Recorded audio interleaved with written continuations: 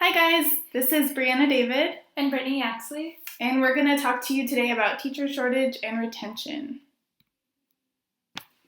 Okay, so our first question is, why is there a shortage of teachers, and what's the primary cause? Basically, it boils down to supply and demand. So the supply that we have here, there's 35% reduction in teacher education enrollment, which basically means there's just not enough teachers coming into the field. Additionally, there's some teachers who retire or they leave early for things like maternity leave, and they re-enter the field later in their careers, but that only makes up about a third or a half of the yearly teacher supply, so there's not enough teachers. There's also a study that said that 2016 had the lowest number of available teachers in 10 years, so we have an issue with supply. But contrarily, demand is quite high. The student population is estimated to increase by 3 million students. We also need 145,000 teachers to fill positions that were cut during the Great Recession, which just happened a few years ago. And there's also 8% teacher attrition annually, which is a really large number. All right, so those are some of the main causes, but there's lots of them. What's the primary cause?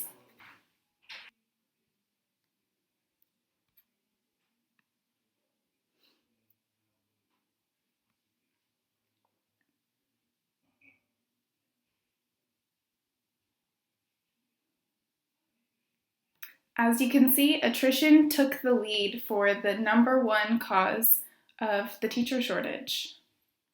So what is attrition? Well, teachers leaving the profession for any variety of reasons, including personal, health, retirement, etc. But if that sounds like a normal thing to you, it's because it is. So why is this a problem? Well, less than a third of those 8% teachers that are leaving are doing so for retirement. So they're leaving for lots of other reasons and most likely not coming back, which is another part of the big issue. So in short, the teacher pool is running dry and schools are reaching out for unqualified others to fill the gap. They're basically going back to the we need a warm body to fill our position, which is not a way to solve the problem. Additional factors in the teacher shortage are lack of administrative support, so teachers aren't feeling like they're provided what they need, working in districts with low salaries, dissatisfactions with testing and accountability pressures. They're being forced to test high, and that's a lot of pressure. Lack of opportunities for advancement. If there's nowhere to go, you don't want to stay.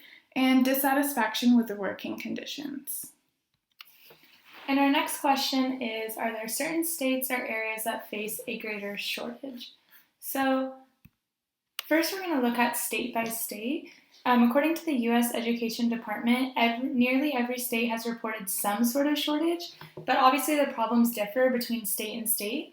So the turnover rates in the southern states are the highest, whereas in the Northeast, they have the lowest turnover rate. And in these states, that's typically the states that offer higher pay, they support smaller class sizes, and they make greater investments in education.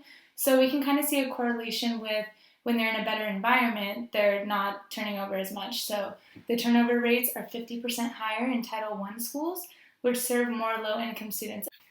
This could be a variety of reasons where they're not getting enough support. They could be getting a lower pay to deal with a lot of troubled students, and there's just so many different factors that we need to factor in when we're looking at the turnover rates state by state. So we're going to go ahead and take a look at the map.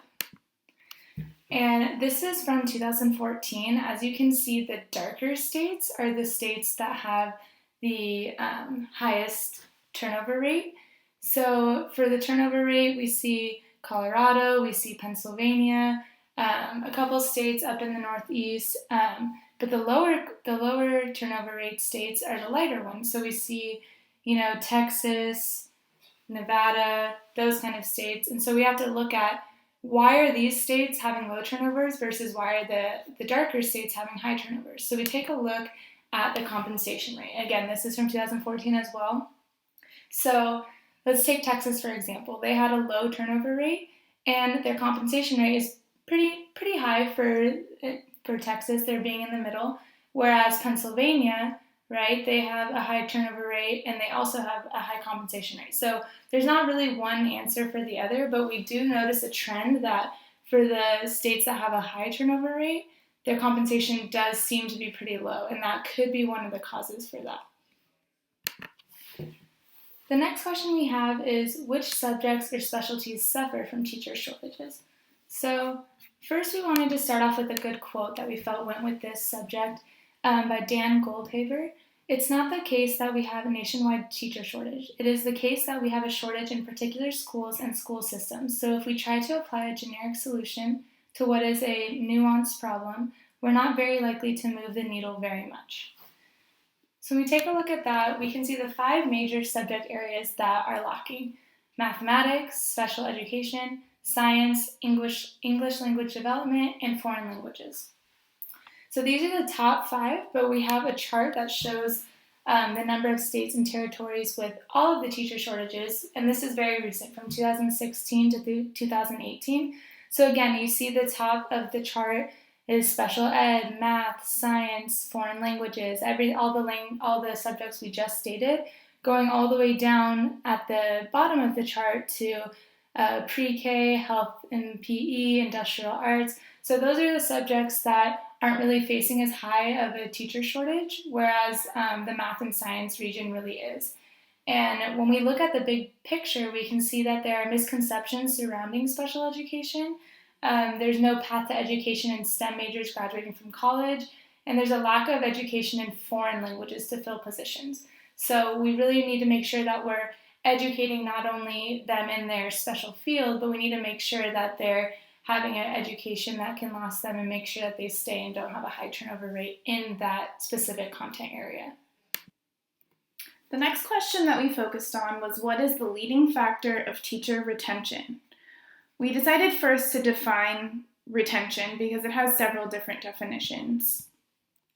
In this case, teacher retention is a field of education research that focuses on how factors such as school characteristics and teacher demographics affect whether teachers stay in their schools, move to different schools, or leave the profession before retirement. Specifically, we're focusing on what makes them stay. So we found some charts that helped represent why teachers stay versus why they leave.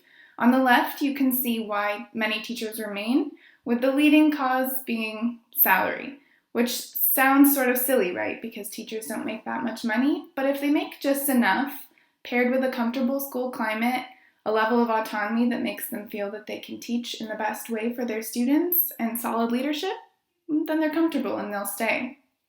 Contrarily, if you look at the chart on the right, you see why many teachers leave. The number one cause is actually not salary, it's leadership. Because if you don't have good leaders at your school, you're not going to want to stick around because a lot of problems are going to follow that. Which is also part of why salary and school climate play into why teachers leave. Bad leadership often leads to a bad school climate, and if you're stressed out and not happy with where you're working, you're not going to want to stay.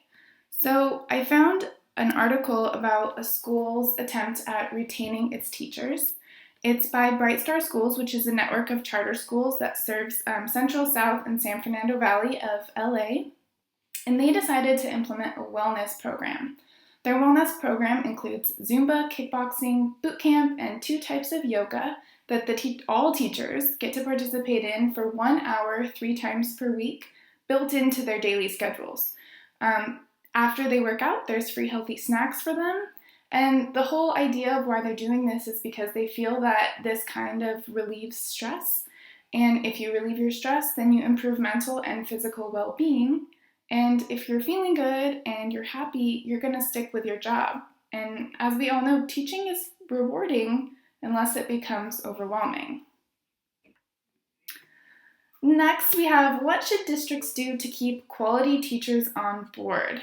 So once they've got them, what do?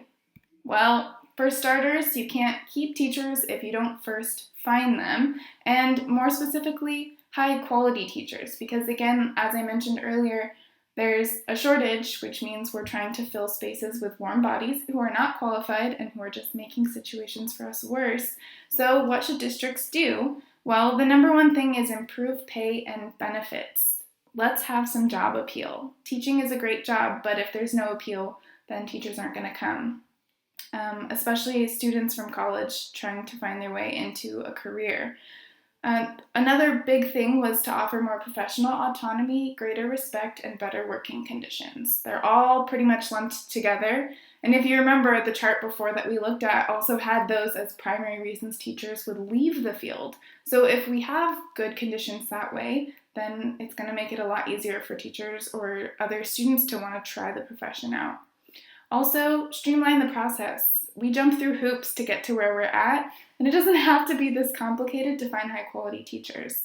Additionally, support has to be there, and for new teachers and for older teachers, because we all need to feel like there's someone there looking out for us. And a big thing is we need to recruit from colleges, universities, different schools, even let parents know that this is an option for them. So there's a video by Ad Council. It was a PSA, and it's trying to get students in college to try out education. So let's watch. Dare you. I dare you to change the world. Yeah, you. Getting that college education. I dare you to be somebody important. Like be a teacher. Or a reality TV star.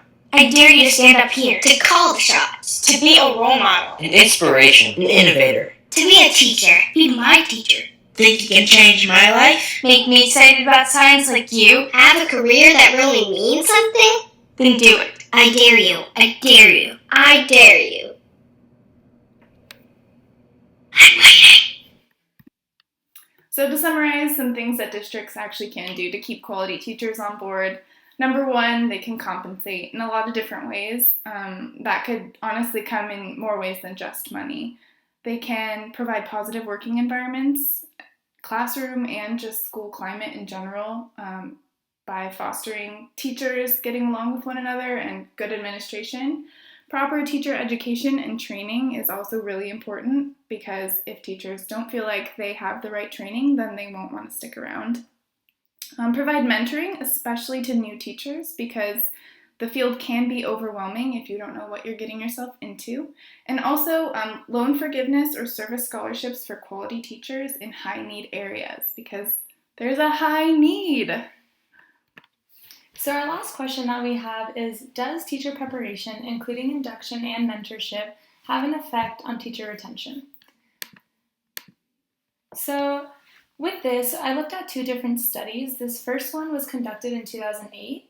It basically came to the conclusion that retention is higher when a mentor has previous experience working in that school. So if you're getting mentored by someone who's been working at that school, let's say 5-10 years, and you see how they conduct their classroom, how they interact with their peers and their administration, and you see how you can fit into that same circle, it kind of helps you just feel more comfortable. You have a friend, you know about the school specifically, which is really important. So sometimes schools will provide mentors that are from the district, or they come from different districts and they try to help you with your teaching specifically. But just having someone who's been at that specific school site and they know all the ropes and they know how it goes, it just really makes you feel at home. And that's something that they found was really important in keeping teachers at the school, which was in New York City, that they did their study in.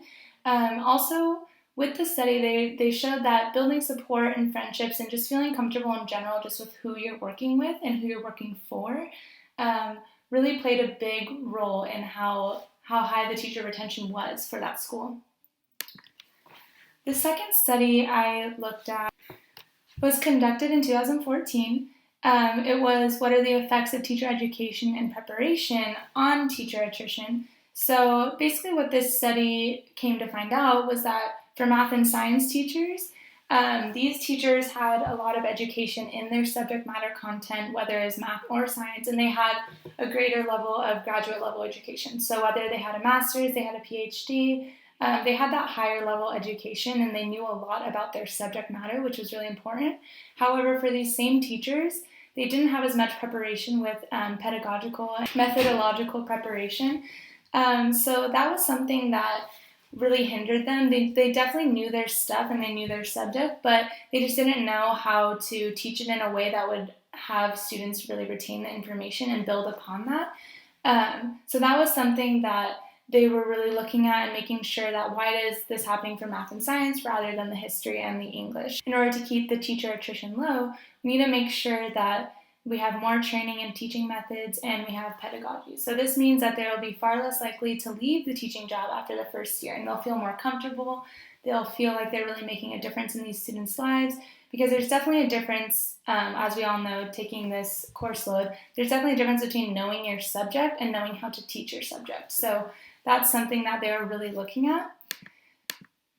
So what do we need in order to keep teachers? Again, we're just reiterating the fact that there are so many different reasons why teachers stay and why they go, but making sure that these teachers are compensated, making sure that they have their support and their training, and then again, going back to the study that I looked at in 2008, mentoring. Like, you wouldn't think it's as important as it really is, but having that support and just feeling really comfortable from the start will make you feel like you're a part of the family. When you're a part of that school system and you don't really feel like you fit in, you're more likely to leave and go find somewhere else where you do feel like you fit in. So having that mentor that you really are able to bond with and make sure that you are filling that gap and that hole, it really can help with teacher retention. Also, opportunities for advancement and for loan forgiveness, as we stated earlier. So overall, as we were looking through all of our questions for teacher retention and teacher turnover rates, these were our references that we used, looking at different studies, different videos, and just want to make sure we were properly addressing the issue at hand and making sure that everyone was aware of the reasons why teachers stay and why they go. So we hope you enjoyed our video, and we look forward to watching yours as well. Thank you. Bye!